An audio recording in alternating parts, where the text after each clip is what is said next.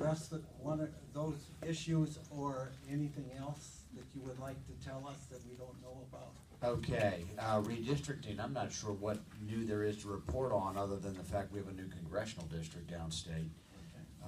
We had a map that was pushed through in 2011. I voted against it. I think it was pushed through after we, being the Democrats, had lost control of the state Senate. And basically it was engineered in large effect to be an 8-3 map, 8 Republican, 3 Democrat. And not saying that that's carved in stone. I mean, you can win a race that's not in a map that's not drawn for you. I've done it a couple times, but it's certainly harder. That was challenged on the grounds that basically we had taken all the African American voters in Southern Virginia and packed them into one district. And for that reason, it was challenged. Went up to the 4th Circuit. There was a judicial holding, and then it went up to the 4th Circuit. The 4th Circuit sustained that holding, which required us to carve out, not us, but a special master to carve out a new district, and carved out a district that wraps around Richmond.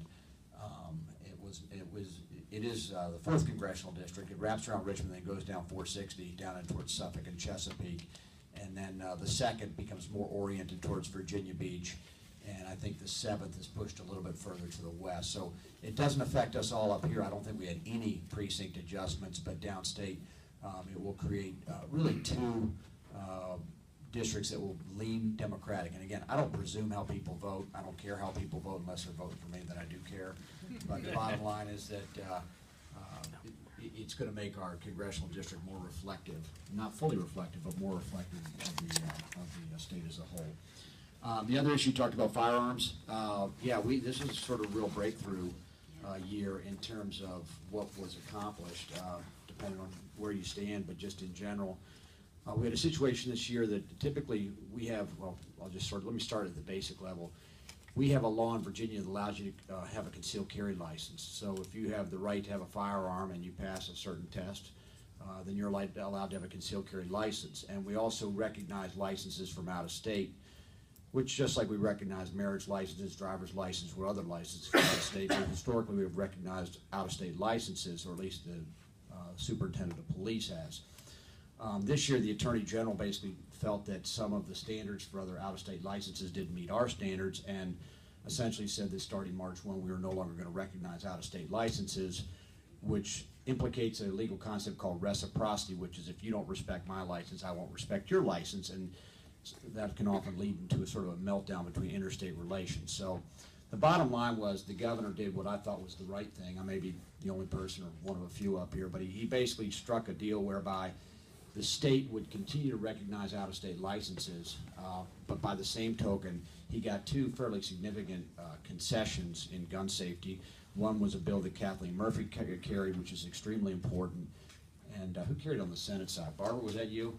I carried a more expanded one. Okay. Was it Janet? And they can give the details, but basically, if you're under a permanent protective order, and by the way, you don't have to be a man, it could be a woman also, but if you're under a permanent protective order, you cannot possess or own a firearm or transport a firearm.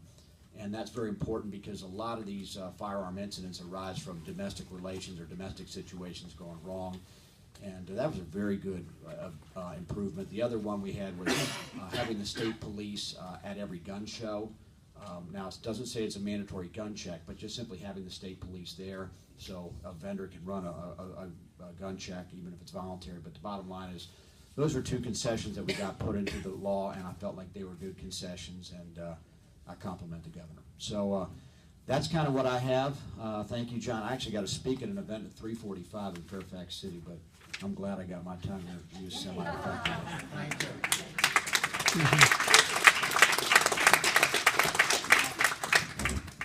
Delegate Belova, we'd like to give you a chance to sweep up, right? Sweep up. Everything what I want. This is pretty cool. This is pretty fun. Well, actually, I did want to say I just noticed as Delegate Lennon was speaking that he's wearing a Bulova watch. And so he's got good taste, very good taste. Is it a gift? I wanted to touch on the redistricting issue and then go really quickly through just 2 or 3 things that I see as very important and stuff that I've had a chance to be involved in. But redistricting, if I was able to change one thing in our General Assembly, that would have a huge impact on the civil discourse that we have down there. That would be redistricting. And we've gotten ourselves into a conundrum where we have such disparity with respect to districts that they are either very highly Republican, very highly Democratic, that the decisions are really being made in primaries. And so a lot of folks who are down there in the General Assembly, they're not thinking about what folks are going to think about a piece of legislation in November. They're thinking about what their base is going to be concerned about in June primaries. And so, we really need to enact nonpartisan redistricting reform so that the people in November are really selecting their legislators and not the other way around. And I think it'll make a huge difference with respect to the discourse. Really quickly, 3 issues that I had a chance to work on this year, and everybody up here at the dais and out there can take credit for some parts of these. Environmental issues, and Delegate Lopez last year started a group called the Virginia Environment and Renewable Energy Caucus, and that's done a really nice job of highlighting these issues. But I think most people here kind of understand that pollution disproportionately affects those who are poor or with limited means, and Virginia has a history of being behind the curve with respect to a lot of these environmental issues. And so back during the 1990s, Virginia was actually the largest taker of municipal garbage on the entire East Coast. And of course, those were often located in very poor communities who didn't have the means to fight stuff like that. More recently, we're dealing with the issues of coal ash.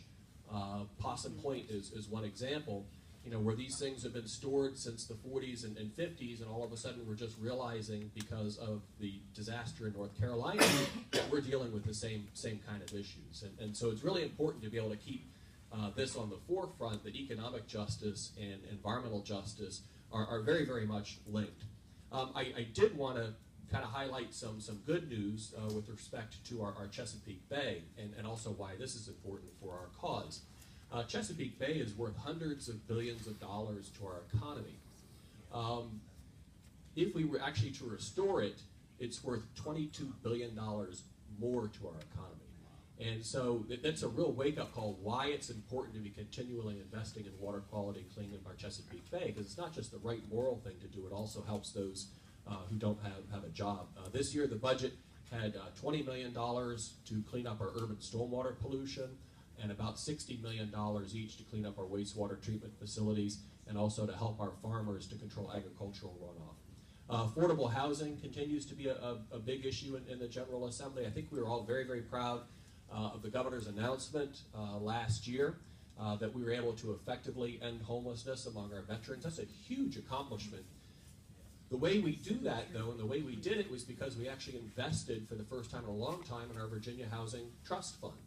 And so it showed if you put some money into that fund, and Alfonso is smiling because he's been a really big part of this, is that we could really do something with that. I sit on the Housing Commission, and one of the bills that we studied and actually recommended this year was how do we get a dedicated source of revenue for that Housing Trust Fund so that we can take it to its full potential. It didn't pass this year, but I'm looking forward to continuing to do that next year as well. And last but not least is human trafficking. And I know Delegate Eben and a lot of folks have been very active in this. This is a part of our economy we never want to see grow. This is just, it's a terrible, awful crime. And when I think about the young children and the immigrants and folks who get trapped up into this, it just makes my heart break. We've made a lot of progress in Virginia. It used to be that we'd go out to the police and they'd say, we know this is happening, but we're just not getting anybody to report these crimes. And we've started to put in mechanisms to allow people to report suspicious activity, and it's paying off. You're starting to see our police having the tools to be able to react to this. And last year, we finally adopted Virginia's very first standalone piece of legislation making human trafficking a crime. That is a huge step forward. This year, we continue to make steps. One was to be able to provide a civil course of action in addition to a criminal course of action to help victims of human trafficking to be able to sue those who are perpetrated in that. That's wonderful. And the other one is making sure that we are treating the victims of human trafficking as actual victims.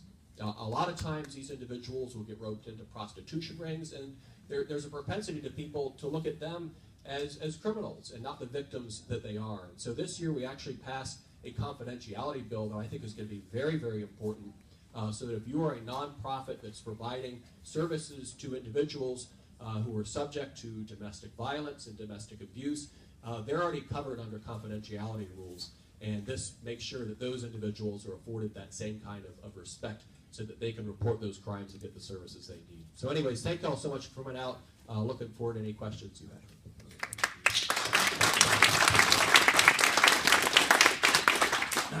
Before we go to our round robin and the people can line up at the microphones to ask your questions.